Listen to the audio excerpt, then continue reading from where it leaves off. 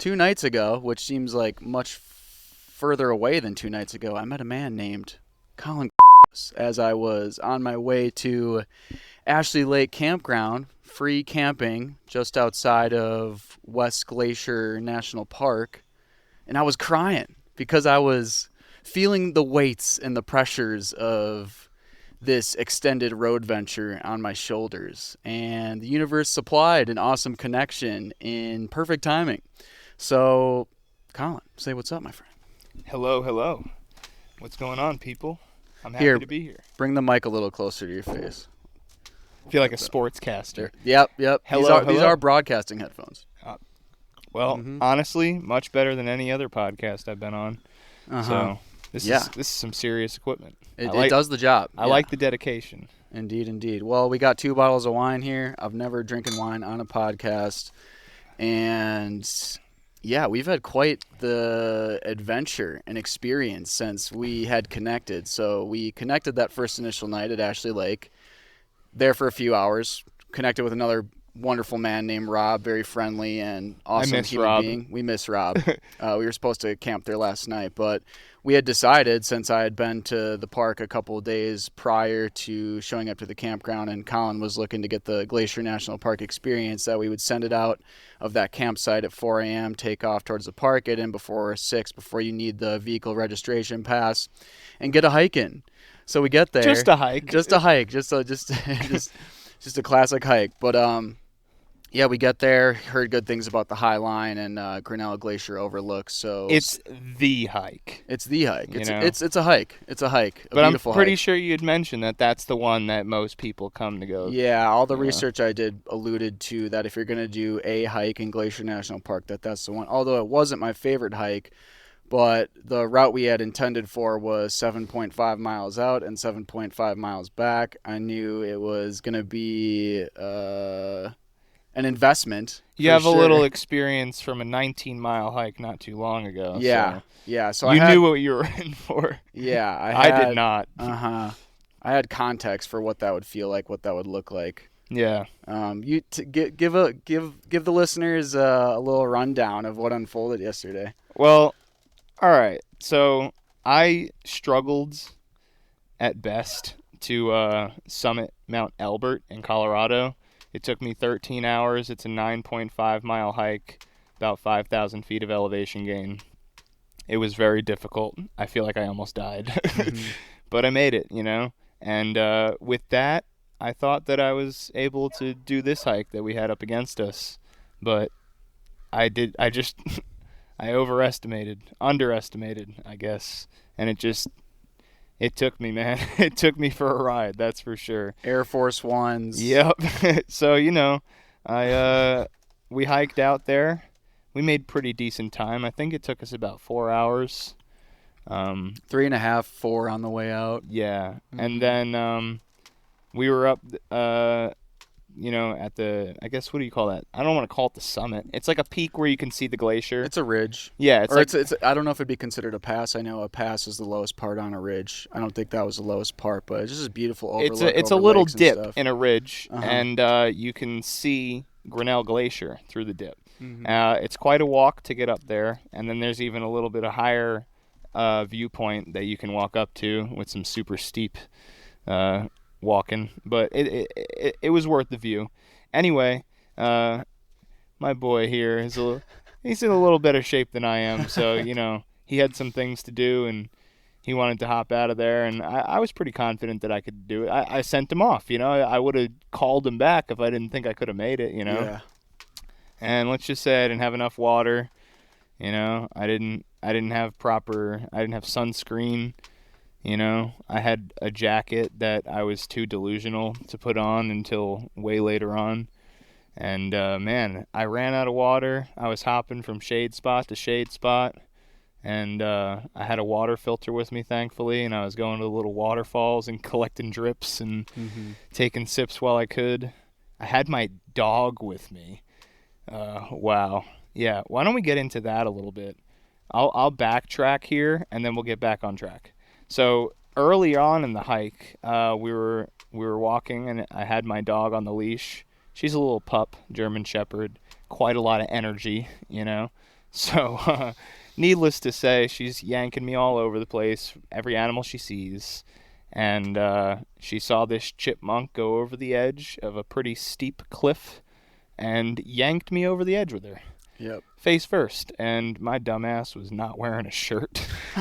So I got tons of road rash all over me. A little bit of this can be seen on the camera. Yeah, your knee cut looks pretty wicked. nice I got a little slice. bit on my chest, and my arms got some rash on it. Mm-hmm. It's pretty rough, but you know what? We got right up, and I said, all right, let's keep hiking, you know?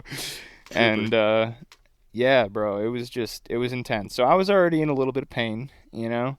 But we kept trucking, and we got to where we were going. We saw the glacier, which I had never seen a glacier before. It was absolutely beautiful, worth the hike. Mm-hmm. But yeah, like I said, getting back on track, you had gotten ahead of me, and I was by myself pretty much the whole 7.5 miles back. Yeah, I started to create distance between you on the way down from the glacier overlook. Mm-hmm. And at a certain point, I was maybe like 200 yards ahead. And I was like, I'll just keep going because I know we had briefly discussed about how I was going to pull ahead because I maybe wanted to get back to town to do things. And we had planned a bit ahead. You know, we'd packed together and stuff, so he knew what I had and everything, you know. It just wound up getting a little out of control. Yeah, and then as I progressively got further and further away, more distance from you, I started to notice how vigorous the hike was in comparison For to you. on the way out. Even for me, yeah, there's a long... Well, I didn't realize that the hike there we're going down. You know, the hike back is mostly uphill. Yep. So that was probably... Yeah, that first climb was really kicking my ass, and then I started to think about where you may be at and having less water, having less food, having no sunscreen at all, and recognizing the difference in sun position and how pretty much that whole hike back you're exposed to the sun besides catching a little bit of shade from the trees here and there. So I started to question my decision to leave you behind, and I was like, damn, this is just a reflection of how much my tendency is to rush through things instead of appreciating the views, slowing down, enjoying the hike. I was a man on a mission, ready to get out. I think I just wanted to relax, and I feel like sometimes if I just fucking white knuckle things. Hell, if I could have gung-hoed it like you, I would have. Yeah. You know, yeah. I needed to get out of that sun.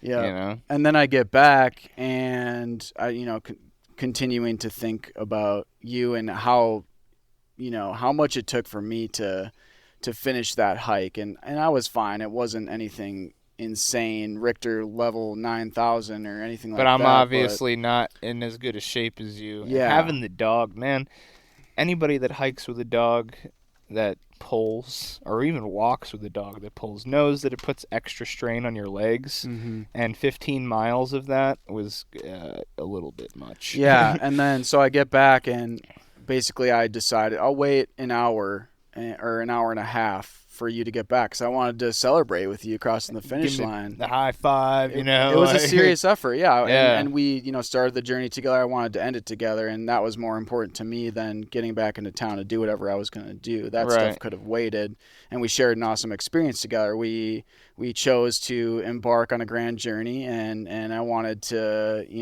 ring it all in with you. So. Mm-hmm. 1.5 hours goes by. I keep looking. I walk up to the path. I'm chilling there. I'm asking people if they've seen you, a guy with a dog, because you're the only guy with a dog out there. There's no dogs allowed. And 2 hours passes, and I'm like, what the fuck? And I actually walk down the path a little bit. I'm looking. I don't see you anywhere in sight, and you could see pretty far down the line. Yeah. And of course, you could have been behind a tree or something. Continue to talk to people. Blah blah blah. 2.5 hours goes by. I'm like, all right, I'm gonna talk to someone because. This is just a little bit fishy to me that he's not back. Because we had left Grinnell Glacier Overlook at 2 p.m.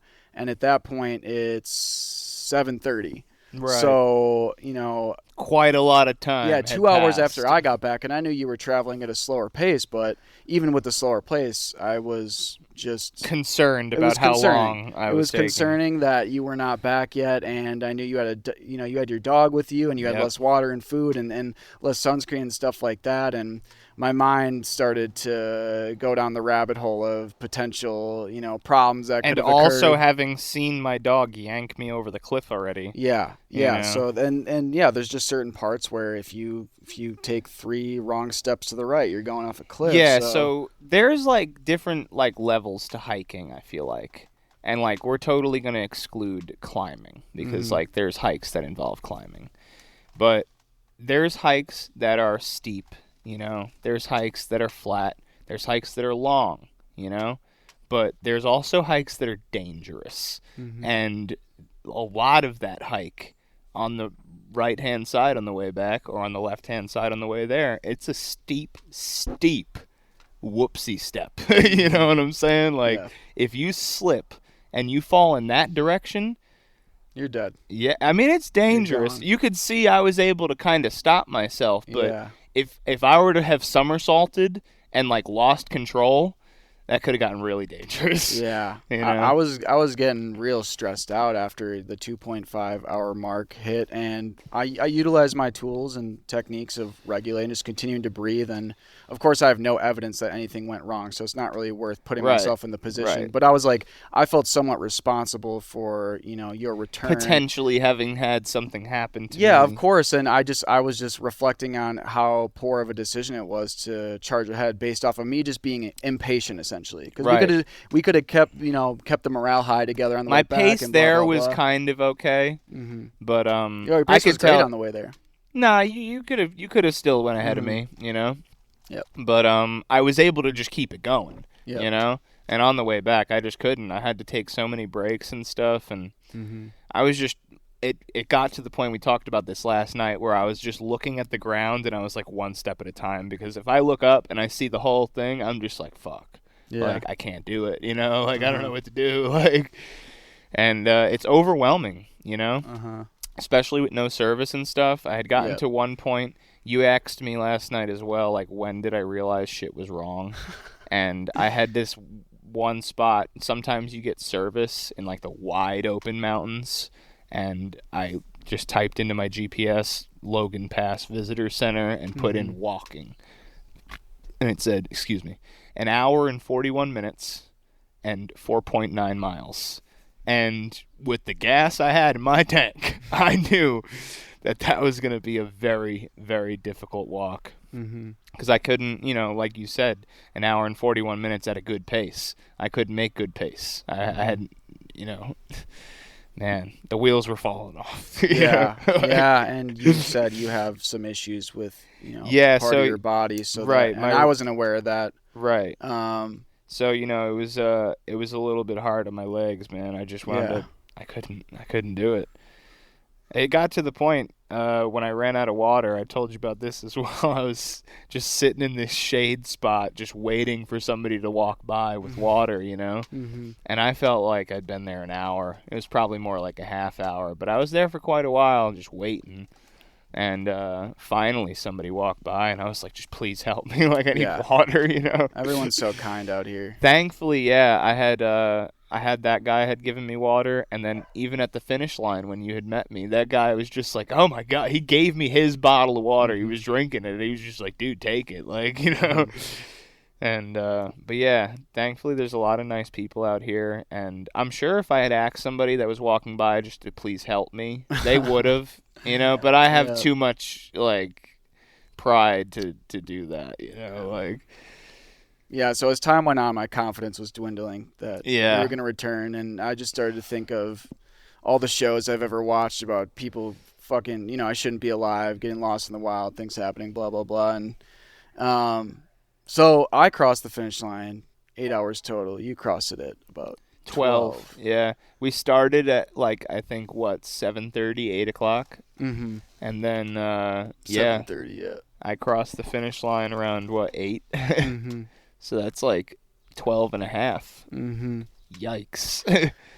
That's Yeah. Yeah, it really was rough. But So this has been cool though, man. I mean, so, as one does when you travel, you connect with all sorts of people, and you just it's so unpredictable and so novel, and every day is a different journey. Everything I is agree. uncertain, and You never everything's up know in what's the coming air. up. Yeah. And I thought just to reflect on one thing, and we were talking about this before. We met 2 nights ago. Instantly hit it off. We're both doing the same exact thing, taking extended road adventure across the country, and with the intention of Exploring. self-discovery. Yeah, Yeah. internal exploration, external That too. exploration. See what life's all about, and see the world, and see the most beautiful places on the planet, and see the wildlife, camp, live a nomadic lifestyle for a certain amount of time. And we connect, we have a good time, we do that hike the next day, and it's cool because most of the time, and this is just deeply instilled in us as young people, and something that's well understood in our culture, like don't talk to strangers, Right. or keep your guard up, stuff It's like definitely that. come more towards that as opposed to back in the day, Yeah, Like, yeah. it just doesn't happen anymore. My sister's got 2 kids. They're 13 and 10, and their whole childhood, she hasn't been able to get, like, any of their friends to come on vacation with them because the parents are too uncomfortable. I remember when I was a kid, I was going skiing with people, and, like, my parents weren't there, They just sent me off, And then other people, same thing. My friends would come with us on trips, and that's the trust level in human beings has definitely dwindled in the past 20, 30 years. Yeah.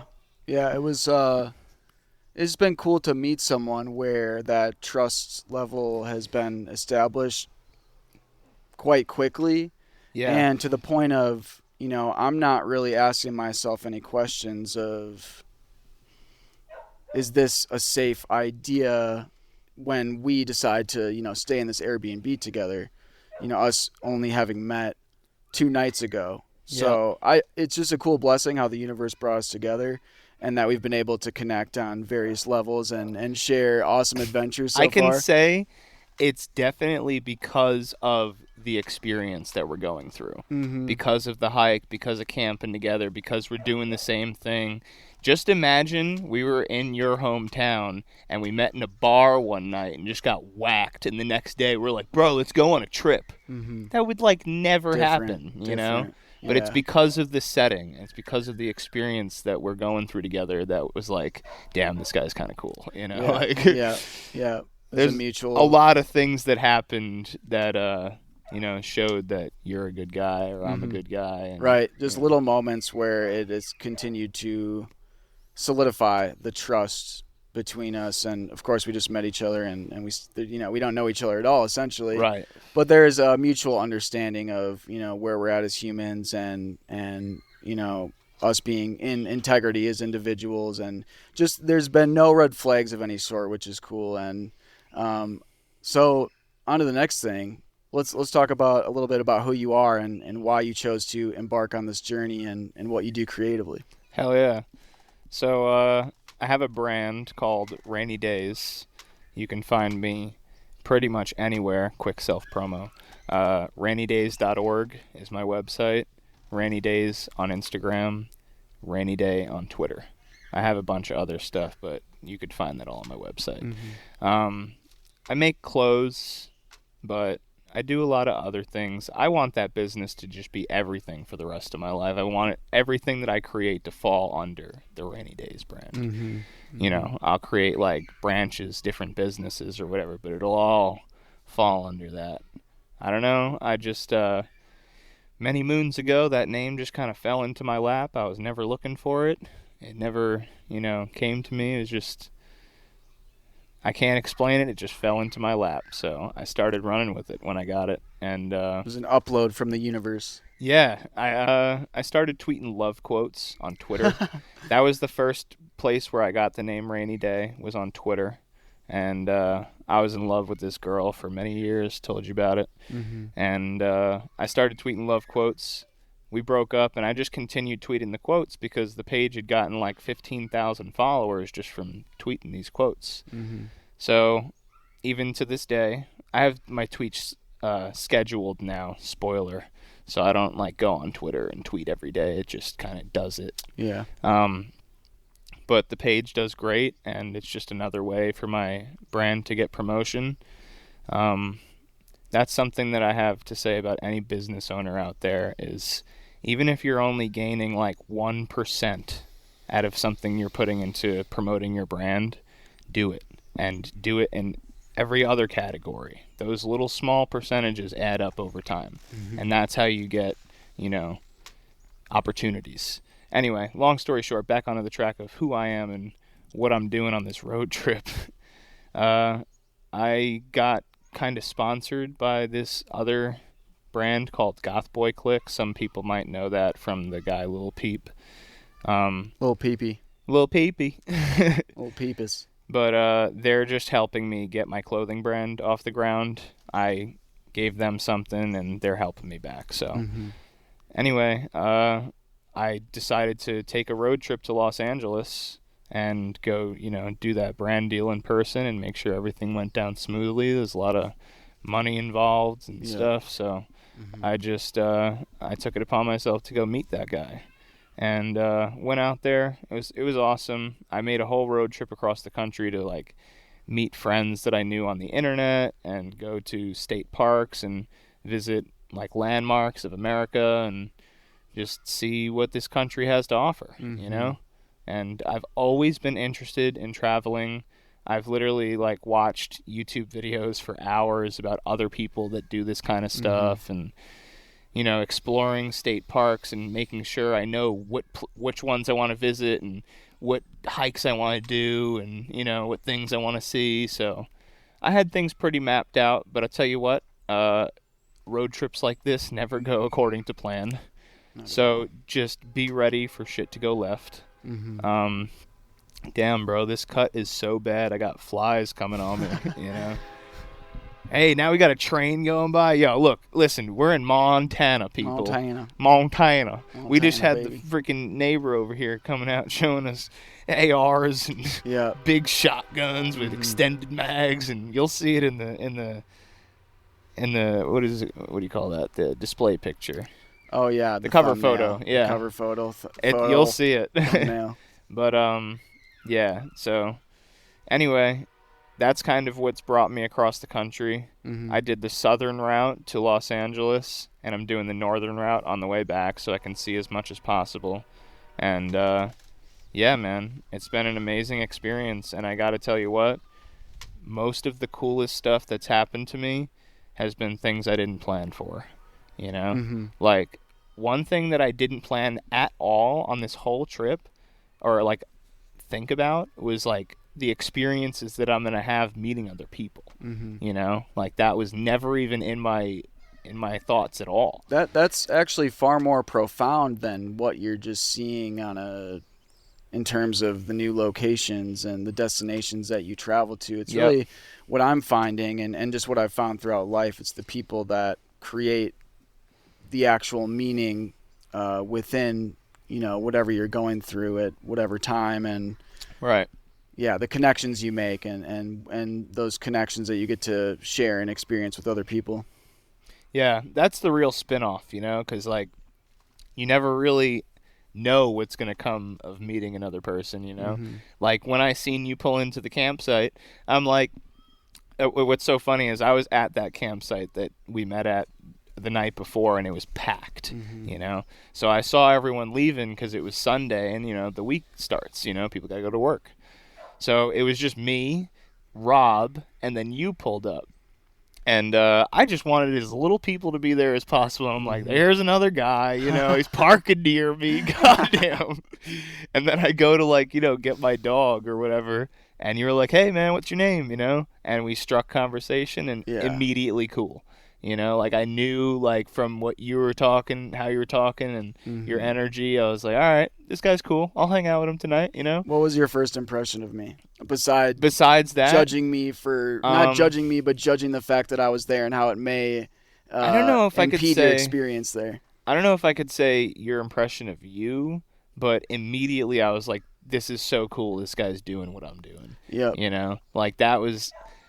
Like, I've met other people that are doing, like, kind of similar stuff, but they're more, like, living in their car, and they kind of have to, Me and you are kind of, like, optionally doing this as, like, an experience, So meeting another person that's doing it on purpose like me and doing the same thing in a kind of small car and going to state parks, and just you really have the same energy as me with that aspect, at least. Yeah. And I just thought that was super cool, and I couldn't wait to hear what you had to say about your trip so far and what you were going to do. And you know, hearing that you knew a little bit about Glacier, I was excited because I really had been in Montana just kind of waiting to meet somebody that would show me the cool shit, you know?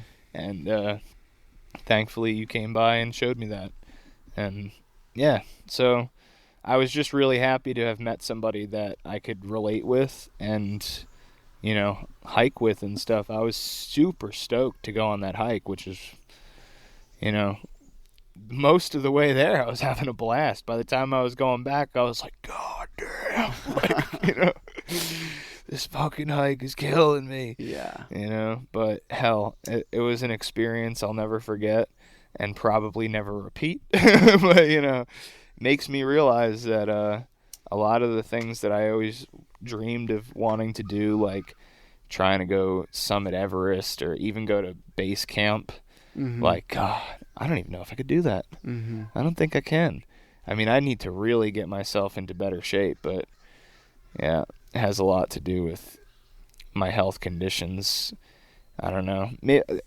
I have surgeries that I could get done to help me fix stuff. I should have done it when I was younger, when I had insurance under my dad's stuff. You know, he had good insurance, but I was ignorant, you know. You learn things in life by making mistakes. I had do somebody or you don't. I had somebody say something really great to me one time, and they said, mistakes are not a mistake unless you don't learn from it. If you learn from it, it's a lesson. When you make a mistake is when you don't learn from what you're going through, you know? So there's a lot of people out there that, you know, something bad happens to them and they're just like, life sucks, you know? When something bad happens to me, I'm like, why did this happen to me? What is this trying to teach me, you know? Yeah. How is this bettering me? Like, you know, what am I supposed to learn from this?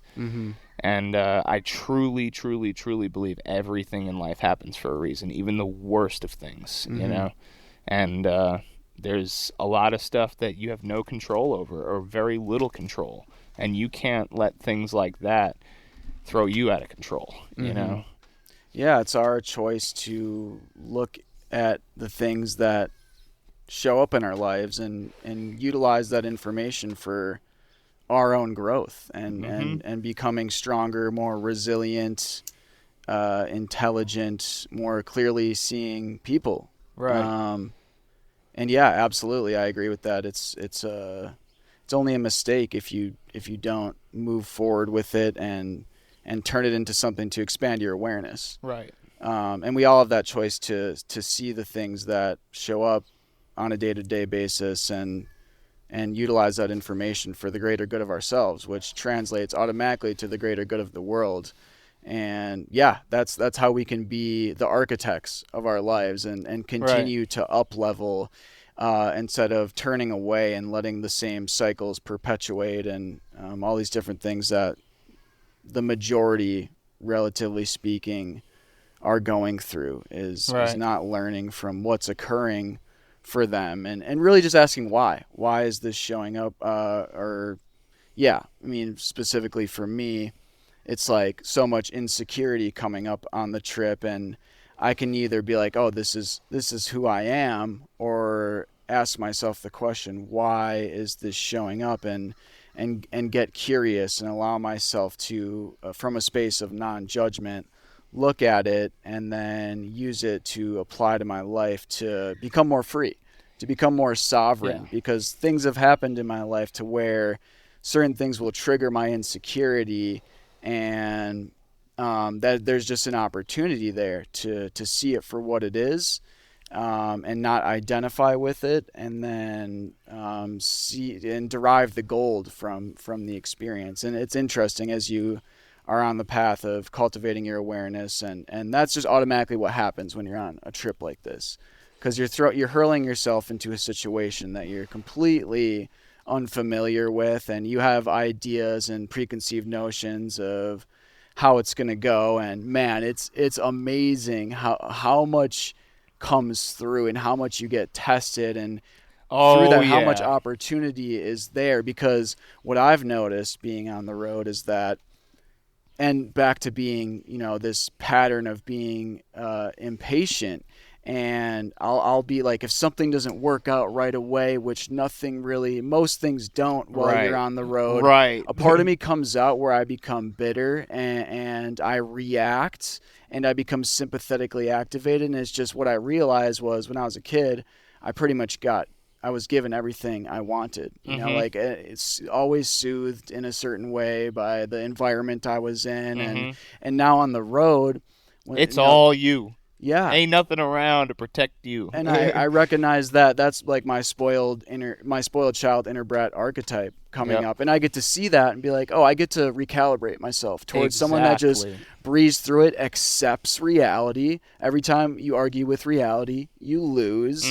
And then it's as simple as, it's not as simple, but I love that. you Every time you argue with reality, you lose. Byron I'm Katie. holding that. Byron Katie. Yeah. And it's absolutely true. And it's just a matter of, like you said before, there's things you can't control, and you either resist it and you bump heads with it, or you accept it for what it is, and what you can choose is your attitude. You can choose your attitude about a particular situation. That's another thing that I feel like people struggle to realize is you are the only pilot to your body, to your brain, to the things you do. You can't control what goes on around you, but you can control you. You can control the way you think. Yep. You can control the way you act, So I don't understand, like, when people act like they can't control themselves. It's because it's easier than actually Some people do have being honest with actual yourself. illnesses. That's I'm not talking about that. Yeah. You know, but I am talking about anybody that has, the right amount of chromosomes and isn't on a bunch of medications for being ill or whatever. I just don't understand. I know too many people that are just embarrassing sometimes. Yeah. Like, I mean, yeah, it's just some people are really caught up in a web of their own bullshit, and they're unable to look in the mirror and actually be honest with themselves. And I can say that because I've been that person, and I continue to be that person in some situations. Yeah, I agree. It's easier to be the victim of your circumstance than to do the hard work of addressing something head on. And yeah, it's very hard, and every situation's different. Every person's upbringing is different, and I understand when people remain in that position because they've been living that way for decades or whatever, and they're surrounded by people that have been living that way for decades. So you are what you're around. That holds true. Yeah, because your environment. Yeah, you will get shit, especially the people you surround yourself. Yeah, with. that's a lot of the stuff that goes on in this world that people pretend they don't understand. It's like, what goes on in, lower end communities and stuff like that. Obviously, people being surrounded by other people like that, that's what continues to fuel it, Same thing with, like, the homeless stuff and, like, just, like, I don't know. I'm going to be totally blunt here. Like, there's a lot of places in the world where it's just, like, mostly white people or mostly black people or mostly Spanish people, and that's nothing to do with, like, being racist. It's true, and then there's, like, always trash in every culture. There's white trailer trash, and there's, like, bad black communities. There's bad Spanish communities where, like, crime is high or this is high or that's high, Yeah. And it's different in every spectrum. It's not always the same, But that goes to show and hold true that you are what you're around, and it's hard to escape that. I know plenty of people that grew up in bad communities that broke out of it, and the way that they broke out of it was by getting away from that culture, from that community, and that going is so somewhere essential. else. That's how I completely reshaped myself as a human.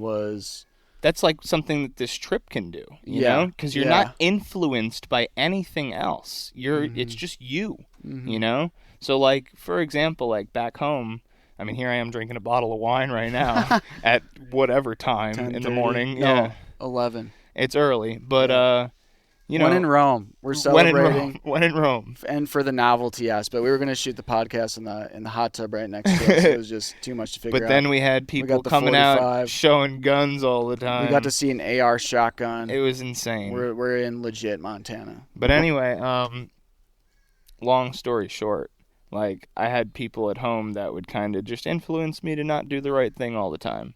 I'd be going out to the bar and partying and stuff, and just, you know, I could do better things with my time, you know, and I realized when I stopped drinking for a long period of time how many people really weren't my friend, you know, and that kind of happened from the relationship, because I just hung out with my girlfriend all the time, and then when we broke up, I didn't have any friends really anymore, and I was really sad, you know, so took me a long time, but I really found myself through that. Yeah, go ahead. Oh, man. What a beautiful firewalk. Absolutely. You know, I cannot relate. I've been through breakups. Yeah. Being with someone for 10 years and moving on from that, it's a whole nother story. Yeah. I mean, it was on and off and stuff, but yeah, since high school, you know, it's just, it was just really hard to deal with it, you know. But my whole point in saying that is it really helped me find myself not having all those friends around to influence me, especially in a bad time, to do things that I shouldn't be doing. And instead, I did things that I always wanted to do, which was just go on a road trip. And I wouldn't do things like I'm doing now, but I'd go like upstate New York or Pennsylvania or Vermont and just go on a hike and sleep in my car for a few days. And then I'd come back to normal life. But that was to cleanse myself. I felt good just going out into nature and, you know, smoking a little weed or whatever and just not thinking about all those crazy things going on back home. New York City is just... If we didn't mention yet, I'm from New York, and it's just such a fast-paced lifestyle all the time. And I don't know how, like, we don't have like a higher heart attack rate in the state of New York, because I feel like everyone's blood pressure is just through the roof all the time. You know, driving anywhere, going to any store, like, you know, anything. It's just all difficult because there's so many people and everything's just so fast. You know, and you know, just escaping that just helped me so much, and getting away from all the people at home that were not influencing me to do good things. You hear that, y'all? Do something different, get something different. Yeah, and like don't wait for people. That's another thing. Like, I tried so many times to get my friends to come with me or convince somebody else like how cool this would be or whatever.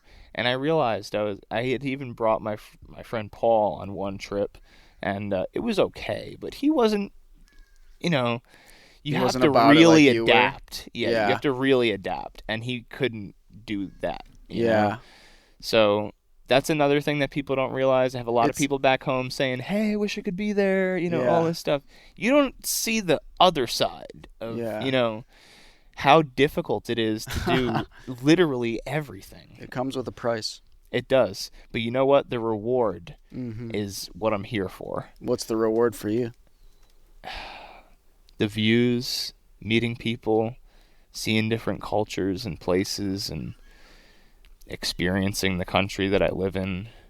Just learning every single day. I feel like I've been learning more every day on this trip than I ever have in school anywhere. Like, dude, direct experience is the source for wisdom. I feel like I just jumped in the wolf pit, you know? I just feel like every day I'm fighting for my life in one way or another. And it's such a great experience altogether. You know, I've had a lot of times where I was screaming and cursing and crying, but I've had so many times where I was just smiling ear to ear, crying tears of joy, you know? So you get both sides of the spectrum, and you get so much out of something like this. You just can't put it into words. You know, if you're thinking about it, do it. Do it. For real. Yeah, it's interesting. I feel got me some goosebumps. There it is. That's some real live integration of your experience right there. Understanding how it is that it's serving you. And really what it boils down to for me is just going after novelty, and really what you're going to be experiencing for the most part when you go on a road trip is novelty on a daily basis, and the pattern interrupt of what it is that your normal routine is, and therefore there's just so much that's reflected back to you within yourself as you journey along on whatever journey it is. And it's easy for us to say, I mean, I'll speak for myself personally, to be like, okay, the idea of a 3-month road trip, that's something that I can do. When in reality, there's been years of working up to the point where I'm the type of person that can take that type of leap, I agree. Anyone can do it. I agree. Except I've done this to many degrees in different forms and shapes for many years. Has that been the case for you? I've done, like I said, smaller road trips. Mm-hmm. And that's kind of what helped me build up to this. I gotta say, coming on this road trip, I've learned so much. I'll never road trip like this again. I'm gonna road trip like across the country again, but Yeah. I will leave so much stuff at home. Oh yeah. I have so much unnecessary stuff. I can't even explain it. Like, mostly clothes. I'm gonna give a quick tip to anybody out there that's thinking about road tripping. And, sometimes showering is difficult. And the best thing you can do is invest in bathing suits. Because you can shower with them, you can swim with them. If it rains, it doesn't matter. They're versatile, all right? Mm-hmm. And it's like, if you have to do laundry all the time and that's a problem, at least your trunks are clean, Mm-hmm. and then just bring shirts and stuff or a hoodie or whatever, something that you won't have to clean as often. I like rain jackets. They don't like stink if you sweat, Mm-hmm. And so it's just like there's a lot of things you have to look into before you send it. Yeah. Just sending it raw dog is dangerous. Yeah. Yeah. You'll find yourself in the wolf pit about the first stop you get. You get chewed out, dude. Yeah. Yeah. And just it's all about doing your research, because I've had plenty of times where I slept in a car and it was absolutely miserable.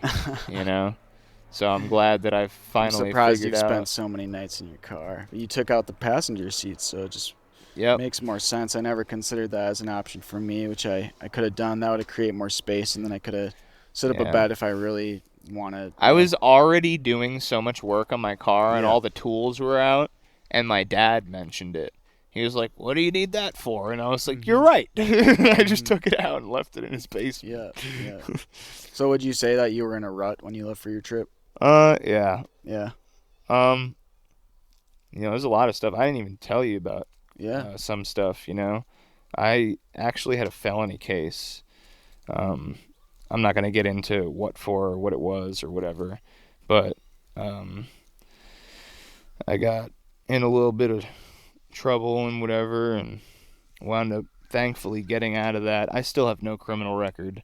I've had so many run-ins with the law over the years. New York is not a place to fuck around. You will get caught up, So, we've talked about it a little bit. We're not going to get into it, but, we've had a little bit of a party hardy times in our life, Definitely. And, I got myself into some trouble.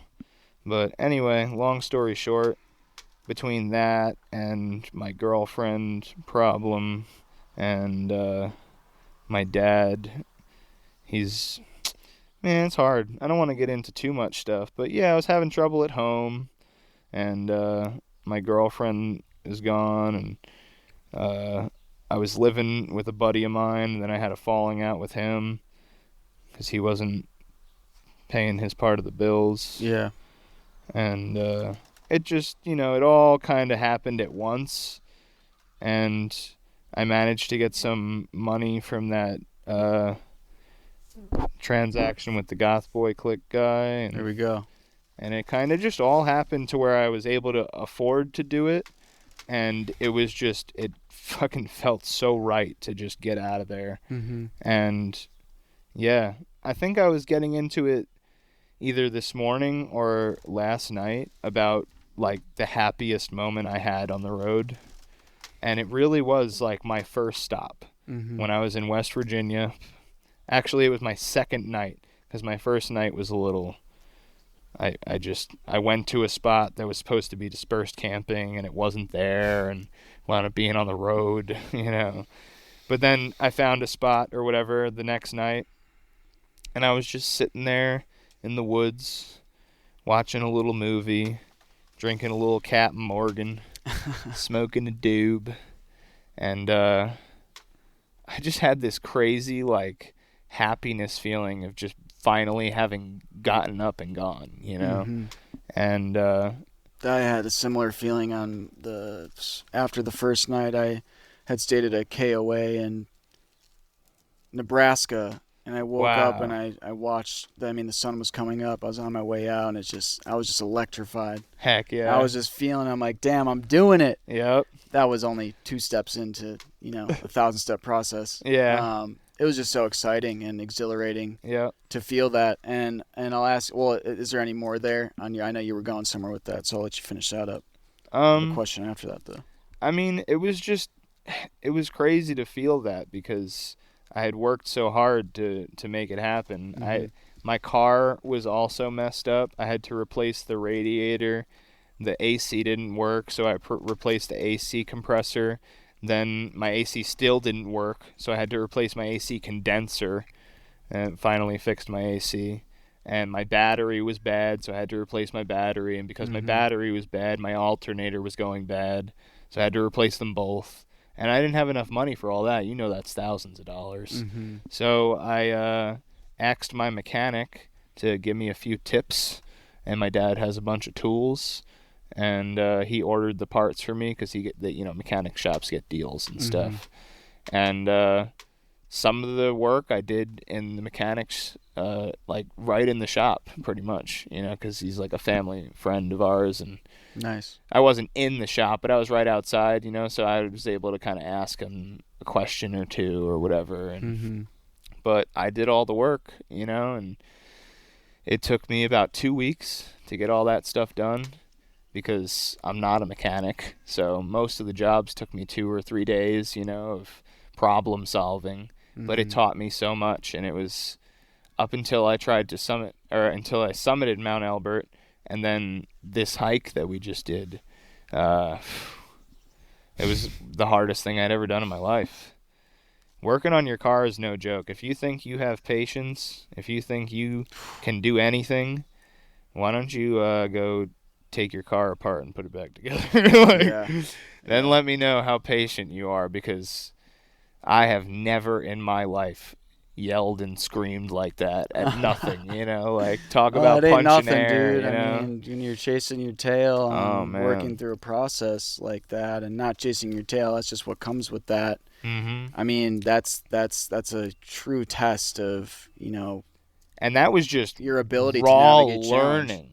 Raw learning. I had no experience in that field whatsoever.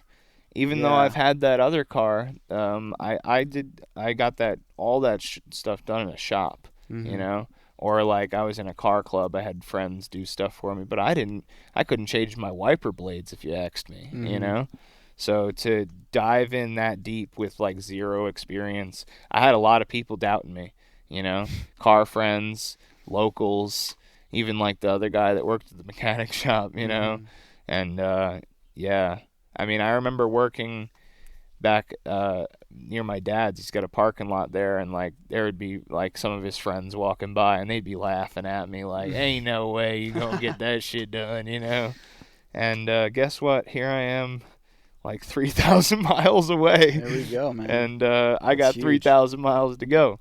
Yeah, way to stay with it. And I'll ask you this question. So this whole journey that's unfolded due to your decision to make it happen, to create it for yourself, you being in a position where you were at sort of a low point in a rut, and going out into the world with the effort of reconnecting with yourself and finding a new groove within your experience. What does it mean about you as a person that you decided to do this, and that you've seen it through? and you continue to see it through. Everything from the car to this whole journey you've been on the road. My And dog the hike shitting we had in the yesterday, car. your dog's, we haven't even scratched the surface in terms of the Yeah. details. There's Reflecting plenty on, of things I haven't even told you yet. yeah, You know, yeah. like I mean, so- I want to bring awareness and acknowledge, and hear in your own words what that means about you as an individual, that you have continued to charge ahead through it all and continue to derive the lessons and cultivate yourself. Well, I tell you what, never in a million years would I have considered myself a man before this trip. And I still wouldn't, but I'm chipping away at it, you know. Why do you say you're not a man?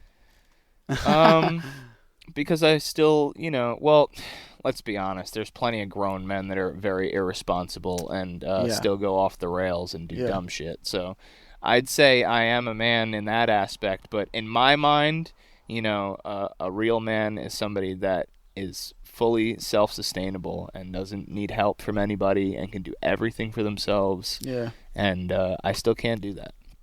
Well, you can't do everything yourself, so. Well, yeah, that's true, but let me just say this. I just asked you earlier to show me how to use the coffee machine, like, dude, and like, there's little things like that. In my opinion, that has nothing to do with being a man. You're someone that's seeking freedom, that's showing up on a daily basis, and someone who exudes love and wants to connect with others and just be someone that is a part of what positively influences the world and moves us in the right direction. That's what I see in you. So that's what I would define as a man. Someone that's in integrity and is honest. And I've only known you for, 50 hours. Yeah. And these are qualities I see in you. So thanks, bro. I really appreciate that. It means a lot. I mean, Sure. then like little things like me getting yanked off the cliff and persevering through my hike no matter what. That's a little part of being a man, But that has a lot to say about other things, not just particularly a hike, That shows that, like, you'll persevere no matter what. You're going to keep fucking going. I can't tell you how many times I kept saying to myself, I can't do it. I'm not going to be able to do it. But I kept getting up, and I kept just finding ways to keep pushing myself. Even though as I was pushing myself, I'm saying I can't, but I kept going. Yeah, and I love that. That's the main lesson that keeps coming through as I just tune into myself and everything that constitutes, specifically on the hikes. Having done 40 miles of hiking in the past 3 days or whatever, is I'll ask myself questions before I go on the hike. Sometimes I'll microdose, but I'll propose myself a question. Now let's plant the seed. And I have so much time to just get still through the, repetitive, perpetual motion of hiking, being in nature and everything that comes with that. And what keeps coming through is just to keep going. And not just on the hike, of course on the hike when things get hard. Keep connecting. Keep showing up when you don't want to. Yep. Keep putting yourself in situations that you're uncomfortable with the intention of growing. Keep creating art. Keep podcasting. Because as I've been podcasting, you just listen to yourself, and I'm just like, that was some dumb shit I just said, or I didn't mean to say it that way, or that wasn't even accurate. And and what I recognize through that also is that I identify with what I create, and therefore, I don't know. That's something that's varying, and of course, it's something that I'm relatively new at. So there's no point in identifying with it. It's just a matter of looking at it and seeing how I can improve, and that's where like a lot of the insecurity has been coming up, is thinking about how people will judge me for my podcast or whatever else, or how I connect in a conversation, blah blah blah. And it's because I'm identifying with that. This road trip, I feel like, will help you a lot with that. Oh yeah, it's gonna make a lot of your insecurities go away. Mm-hmm. I luckily have like thick skin just from growing up in New York, and I have this like mentality of like, when you're riding the subway, you do something weird, and you're just like, but I'm never gonna see any of these people ever again. Yeah, you know. So like, what does it really matter? Mm-hmm. And like, even if you're around that area for 2 or 3 days, who cares? You're gonna be leaving soon. Mm-hmm. Just throw it into the wind. You know. Yeah. And one thing I'd like to say quickly about like anxiety and stuff like that, I like to reference it as anxiety is the lack of understanding what you're going through. The more you go through something, the more you experience it, the more you understand it, the less anxiety you'll have about it, because you can judge the outcome. You can like feel out the situation, like you can stop yourself from thinking that way because you know it's about to happen, and going back to being the pilot of your own body, you have full control. It takes a long time to get there. Yeah. That's finding yourself, Yeah. and you can't tell anybody to do that in any particular way because everyone's different, but do whatever you have to do to find yourself. Just don't hurt yourself or anyone else. And that's what life's all about. And once you get there, I mean, I wouldn't say I have peace, but I'm close to it. I wake up every day happy and grateful to be alive and have another day on this earth. You wouldn't want peace all the time. Yeah. That's just something you want to experience at certain points. Yeah, I agree. But you never want too much of anything in life. Yeah. Life is all about balance. You want everything. You want everything. You want the full spectrum. You want the depression. You want this. It means you're alive. It means if you're just happy-go-lucky every day, like you want to feel something's off. Yeah. You want to feel. I agree with that 100%. People that are happy-go-lucky all the time are like either faking it or they're just straight out like kind of dumb, you know? Like they don't realize like, all the stuff going around them. But I mean, life is beautiful. You just got to keep living and learn every single day. You are forever a student of life. I mean, and then on the topic of mental illness, the way I look at any sort of adverse energy showing up, anxiety, depression, grief, it's nature working its course through you. This is natural phenomena, and that's purely all it is phenomena. And it's how you look at it and what meaning you give it that determines what it will do to you. So it's a matter of getting curious about, back to the question, why is this showing up? Why is this showing up? And what is this teaching me? Yeah, what is this teaching me? Just so, in a way that's going to help you derive some sort of, Instead of saying, why is this happening, you should say, what can I learn from this? What can I learn from this? Yeah. You shouldn't be, woe is me, You should be, what is this doing for me? Yeah. What is this supposed to teach me? I don't know if we had spoken about it on the podcast, but yeah, mistakes are not mistakes unless you don't learn from it. If you learn from it, it's a lesson. That. We'll definitely reiterate that. Awesome, man. What's what's the most valuable piece of advice or wisdom you could leave with the people right now before we close out? Your health is your wealth. That's for sure. And, like I said, you're forever a student of life. You should be learning every single day. And life is as good as you make it. I put that reference when we were doing the hike. The sooner you get used to shoveling that shit off your front doorstep every morning, the happier you'll be in life. Yeah. And, as long as you just expect the shit to be there. Because, life is never going to be good all the time. There's always going to be shit happening. There's always going to be bad things going on, So the more you just prepare yourself for stuff like that to happen, just you'll be so much happier. Because when things happen and you're ready for it, you're just like, oh, there it is, You have 3 good days in a row and you're like, where's the bad stuff? Then something pops up and you're like, there it is, and it's not that big of a deal. But if you live life every day thinking every day is going to be great and happy, then you're going to have a harder time. So just know that life comes with ups and downs and enjoy the ride because you're only here once. Yep. We'll all be dead and act like it. Right. So we'll all be dead at some point. Act like it. Well, who knows? There could be some afterlife, but I don't get into that kind of stuff. If it happens, it happens, Yeah. That's another thing. Don't waste your time thinking about things that don't really matter.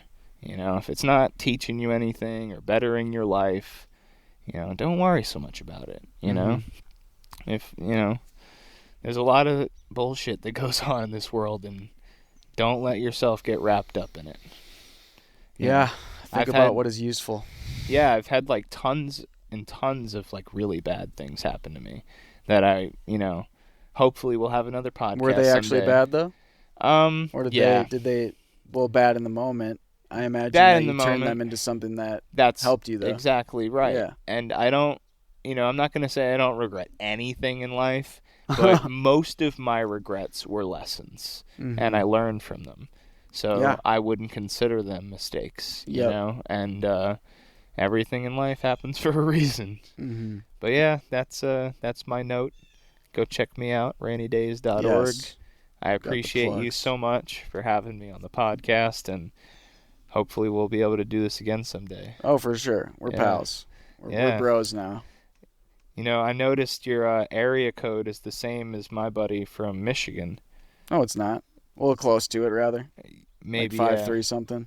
Yeah, but Oh no, 262. Did You're talking about my phone? Yeah, it was a 262. Oh, that's Ozaukee County.